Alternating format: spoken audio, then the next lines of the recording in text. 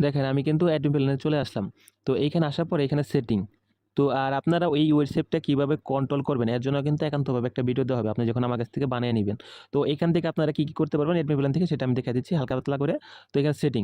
এখানে আপনারা ওই যে নোটিশ যেটা দিবেন সেটা আপনাদের মন মতো করে এখানে লিখে দিতে পারবেন। আর অ্যাকাউন্ট অ্যাক্টিভ করার সময় আপনারা কত টাকা রিচার্জ নিবেন মানে চার্জ নিবেন। ধরেন আমি ৳১৫০ নিবো। মানে ৳১৫০ টাকার নিচে কেউ অ্যাকাউন্ট অ্যাক্টিভ করতে পারবে না সেটা নিবো। এখানে আপনাদের টেলিগ্রাম চ্যানেল বা হোয়াটসঅ্যাপ চ্যানেলের লিংক দিতে পারবেন। এখানে আপনাদের মানে কোনো ইউজারের যদি প্রবলেম হয় আপনাদেরকে যেন ফোন করতে পারে। আর এখানে আপনাদেরকে জিমেইল দিবেন, জিমেইলে যেন ফোন দিতে পারে। আর এখানে আপনাদের অ্যাড্রেস দিবেন মানে আপনাদের কোম্পানির ঠিকানা দিবেন। আর এখানে যে আমি বলছিলাম না যে রেফার কমিশন কিরকম দিবেন?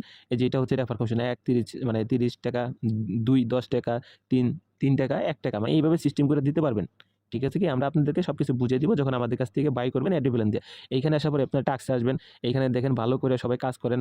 আর এখানে হচ্ছে আপনার টাস্কের কত টাকা মেয়াদ দিবেন, মানে কত টাকা অ্যামাউন্ট দিবেন, মানে কত টাকা ইনকাম দিবেন একটা ইউজারকে যারা টাস্কে কাজ করবে এখন অ্যাক্টিভ করে মানে প্রতিদিন। আবার ইউজারদের কাছ থেকে আপনি ফলোয়ার, সাবস্ক্রাইব অর্ডার নিতে পারবেন। ধরেন আপনার ইউটিউব চ্যানেলে কারো সাবস্ক্রাইব লাগবে।